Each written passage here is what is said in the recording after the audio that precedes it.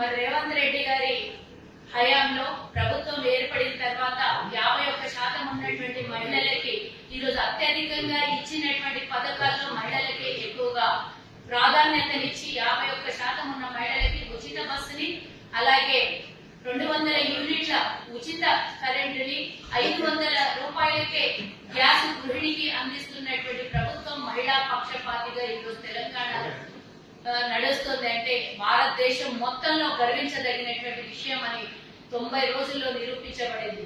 ఇలాంటి ప్రభుత్వాన్ని అటుపక్క అరుణమ్మ, ఇటు పక్కన కేటీఆర్, ఇక్కడ పక్కన ఇందిరా పార్క్ దగ్గర కూర్చున్నటువంటి కవితమ్మకి ఏదో తక్కువైందని ఈరోజు ప్రెస్టేషన్ తో ఆవేశంతో మాట్లాడుతున్న మాటలకే ఈరోజు నా సమాధానం. అమ్మ అరుణమ్మ, నేను ఈరోజు మహబూబ్ నగర్ లో నీ గురించి మాట్లాడాలి కానీ పండగ కాబట్టి మా గాంధీభవన్ లో కూర్చొని నీ గురించి సమాధానం చెప్తున్నా. మొన్న రేవంత్ రెడ్డి గారు మహబూబ్ నగర్ లో మరి బహిరంగ సభలో మాట్లాడినటువంటి మాటలకి నువ్వు ప్రైవేట్ ఛానల్లో మాట్లాడినటువంటి మాటలకి సంబంధం ఏమన్నా ఉన్నదా అని అడుగుతున్నా. నేను త్యాగం చేసుకున్నా, నా కుటుంబాన్ని వదిలేసిన, నా కుటుంబాన్ని త్యాగం చేసుకున్నా, నా జీవితం అంతా నా పాలమూరు ప్రజల కోసం నేను పెట్టిన అన్నటువంటి ఈ డీకే అన్నమ్మకు అడుగుతున్నా. ఎవరి కోసం అమ్మా నువ్వు నీ ప్రాణాన్ని పణంగా పెట్టి నా జీవితాన్ని త్యాగం చేసుకున్నానన్నా? నీ రాజకీయ భవిష్యత్తు కోసం తప్పించి నిజంగా పాలమూరు ప్రజలకు ఏమన్నా ఒరిగిందా? నీ హయాంలో నువ్వు చేసినటువంటి దీక్షలు చేసినా, నేను పాదయాత్రలు చేసినా, ధర్నాలు చేసినా అని చెప్తున్నావు. మరి ఇప్పుడు కూడా అదే స్ఫూర్తితో ఎందుకు నువ్వు కేంద్రంలో ఉన్నటువంటి బీజేపీ పార్టీలో జాతీయ ఉపాధ్యక్షురాలుగా ఉన్నావు కదా? మరి తెలంగాణ నుంచి కాంగ్రెస్ పార్టీ ఆనాడు మంత్రిగా ఇచ్చింది, ఈనాడు నీకు బీజేపీ ఉపాధ్యక్షురాలుగా ఇచ్చింది కదా. మరి కేంద్రంలో మీరే అధికారంలో ఉన్నారు కదా.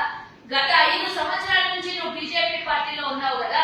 మరి బీజేపీ పార్టీలో ఉన్న నువ్వు పాలమూరు ఎత్తిపోతలకి జాతీయ హోదా ఎందుకు కల్పించలేదు అని మేము అడిగిన ప్రశ్నలకి నీ సమాధానం గతంలో 2002లోనో 2000 సంవత్సరంలో నువ్వు త్యాగం చేసుకున్నా అని చెప్తున్నావు. మరి త్యాగం అవసరం లేదమ్మా. కనీసం కేంద్రంలో అధికారంలో ఉన్న మీ పార్టీతోనే నువ్వు కనీసం మంతనాలు జరపలేదు, కనీసం ఒక్కరోజు నిరాహార దీక్ష చేయలేదు, ధర్నా చేయలేదు. ఆనాడు నీ ఉనికి కోసం చేసినటువంటి పాదయాత్ర కూడా చేయలేదు. ఎందుకు అడగలేదు మోదీ గారికి అని అడుగుతున్నా. అదే పాలమూరు సాక్షిగా మోదీ వచ్చి మేము జాతీయ హోదా కల్పిస్తాము అన్నప్పుడు కేంద్రంలో అధికారులు ఉన్న నువ్వు వెంటబడి జాతీయ హోదా కల్పించడంలో నీ పాత్ర ఎంత? నువ్వు కనీసం దాని గురించి ఒక్కనాడైనా మీడియా సమావేశంలో కానీ కనీసం ఇప్పటి వరకు నువ్వు పోయిన తర్వాత గతంలో పార్లమెంట్ ఎన్నికలు జరిగినాయి, ఇప్పుడు కూడా మళ్ళీ పార్లమెంట్ ఎన్నికలు వచ్చినాయి. ఇప్పటిదాకా గత 5 ఏళ్ల నుంచి ఎన్నడన్నా నువ్వు జాతీయ హోదా కోసం కానీ పాలమూరు బిడ్డల గురించి ఎప్పుడైనా నీ పాత్ర పోషించి మాట్లాడావా? మళ్ళీ రేవంత్ రెడ్డి గారు మాట్లాడిన దానికి వాళ్ళకే దిక్కు లేదు, వాళ్ళకే కొట్లాటలు ఉన్నాయి అని మాట్లాడుతున్నావు అమ్మా నువ్వు. మరి మహారాష్ట్రలో ఏదో మీరు ప్రభుత్వం కూల్చేసి అది గొప్పగా చెప్పుకుంటున్నారు, ఆ పాత్ర ఇక్కడ పోషిస్తారు. రాష్ట్రంలో ఉన్న కాంగ్రెస్ పార్టీలోనే అందరూ కువ్వట్లు ఉన్నారు అని మాట్లాడినట్టే మాట్లాడి నువ్వు వాళ్ళ లోపల చిలికలు వస్తాయి, వాళ్ళే ఇబ్బంది పడతారు అనే మాట. అసలు మా దగ్గర ఏమన్నా సిబిఐని గాని ఈడీని గాని పంపించి, లేకపోతే అందరి ఇళ్లలో పంపించి మీరు ఏమన్నా వ్యవహారం చేస్తున్నారా, లేకపోతే సీసీ కెమెరాలు పెడుతున్నారా, పెట్టినరా? లోపల జరుగుతున్నటువంటి విషయాలు నీకెలా తెలుసు? ఎవరు మాట్లాడుకున్నారు? ఎక్కడ కలిసికట్టుగా ఈ రోజు తెలంగాణలో అన్ని పథకాలు మేమన్నీ ఇచ్చినటువంటి పథకాలు మంత్రులందరి సహకారంతో రేవంత్ రెడ్డి గారు ఈరోజు 90 రోజుల్లో ప్రజాపాలనలో దూసుకొని పోతుంటే మా మధ్యలో చిచ్చు పెట్టి శిఖండి లాగా ప్రవర్తిస్తున్న మీరు. మరి మొన్న వచ్చినటువంటి ప్రధానమంత్రి ఏమన్నాడు? సర్జికల్ స్ట్రైక్ చేస్తారంట. ఎక్కడ చేస్తారు? ఎవరి మీద చేస్తారు? ఎందుకు చేస్తారు? సర్జికల్ స్ట్రైక్లు అయితే తెలంగాణలో గతంలో బీఆర్ఎస్ ఏమో 3 నెలల్లో ప్రభుత్వం కూలిపోతుంది, 6 నెలల్లో ప్రభుత్వం కూలిపోతుంది. ఇక్కడ గోషామహల్లో ఎమ్మెల్యే ఉన్న రాజా సింగ్ 6 నెలల్లో మీ ప్రభుత్వం పడిపోతుంది. ఇది కదా మేము మాట్లాడింది. మీరు లోపల మాట్లాడుకొని కాంగ్రెస్ ప్రభుత్వాన్ని పడగొడతామంటారా?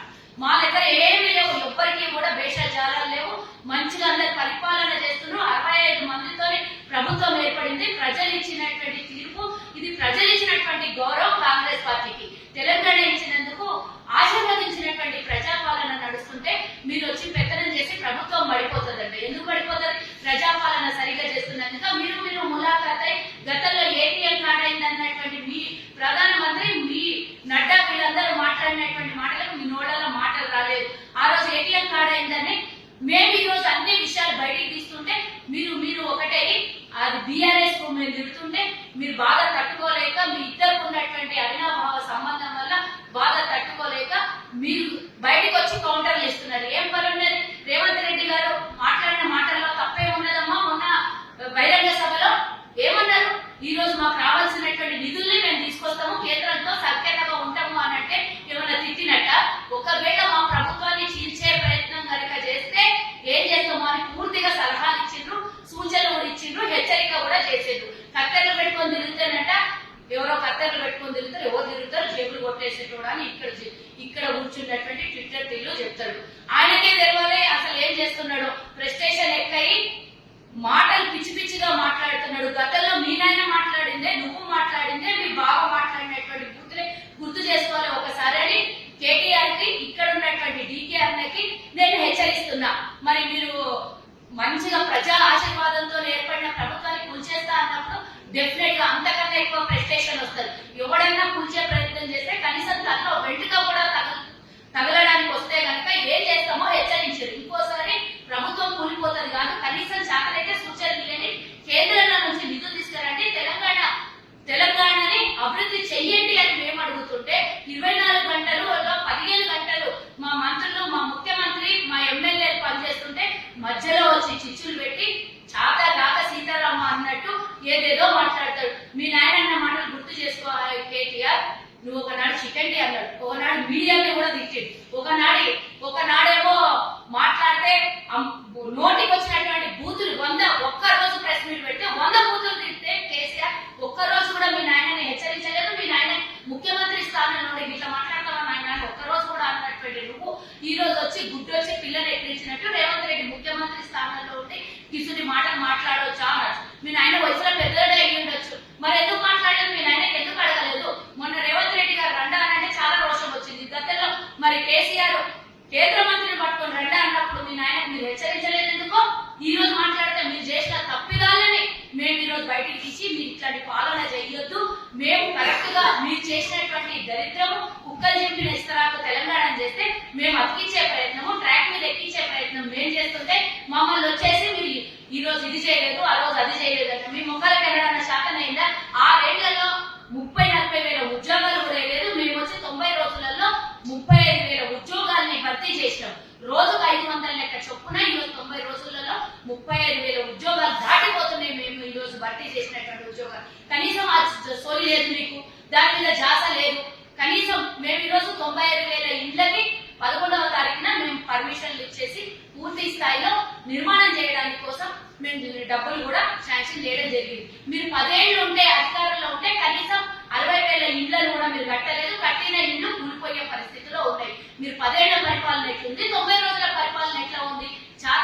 కాకపోతే పుట్టి కూర్చొని మాట్లాడకుండా మీరు 39 మంది ఇండ్లలో కూర్చోండి. మీకు అసెంబ్లీలో కూర్చుంటే మాట్లాడే శాత కాదు, బయట వచ్చి నోటికి వచ్చినట్లు బూతులు తిడతారు. ఇక కవితమ్మ ఆడ కూర్చొని ఏమో తక్కువ పడ్డదంట, మహిళలకు ఏమో తక్కువైందంట. నిన్న ఉద్యోగ భర్తీ చేసినప్పుడు అత్యధికంగా కాంగ్రెస్ ప్రభుత్వము మహిళలకే ఉద్యోగాలు ఎక్కువగా కల్పించింది. నాడు మొట్టమొదటిగా ప్రభుత్వం తెలంగాణ ప్రభుత్వం ఏర్పడినప్పుడు కనీసం క్యాబినెట్ లో ఒక్క మహిళా మంత్రిని కూడా ఇవ్వకపోతే మీ నాయనని అడగలేనటువంటి నువ్వు ఈ రోజు మహిళలకు న్యాయం కావాలని ఇందిరా పార్క్ దగ్గర వచ్చి కూర్చొని ఏమో చేస్తుందంట. నీ మీద ఉన్న లిక్కర్ కేసు కోసం దాన్ని డైవర్షన్ చేసుకోవడం కోసం మహిళలను అడ్డం పెట్టుకుని మహిళల సాకులతో నువ్వు ఈ రోజు తెలంగాణలో చేసే దీక్షలేదో నాకు అర్థం కాదు. ఈ రోజు ఏమైనా శివరాత్రి ఉపవాసం ఉండి ఏమైనా మైండ్ బ్లాక్ అయిందేమో, పొద్దున్న నుంచి నీళ్లు పలహారం ఏం తినకుండా ఇబ్బంది పడుతున్నావేమో, ఆడపోయి కూర్చున్నావు. ఈరోజు శివరాత్రి నాడు జాగరణ చేసినా, ఉపవాసం చేసినా, దీక్షలు చేసినా అన్ని దేవునికి తెలుస్తాయని ఒక్కసారి అర్థం చేసుకోవాలి. నువ్వు ఏం చేసినా కూడా నీ స్వలాభం కోసం, నీ స్వలాభం కోసం, మీ నాయన స్వలాభం కోసం, మీ అన్న స్వలాభం కోసమే కానీ తెలంగాణ ప్రజలకు ఒరిగిందేమీ లేదు.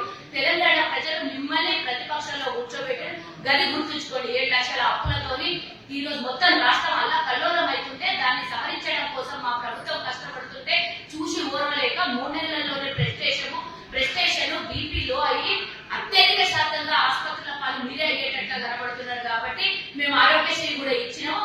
ఆరోగ్యం జాగ్రత్త భద్రంగా పోయి ప్రభుత్వ ఆసుపత్రులు కాదు ప్రైవేట్ ఆసుపత్రుల్లో కూడా మీరు చెకప్ చేయించుకొని రిలాక్స్ అవ్వండి అని మేము ముగ్గురికి హెచ్చరిస్తున్నాం. ఇంకోసారి కనుక కాంగ్రెస్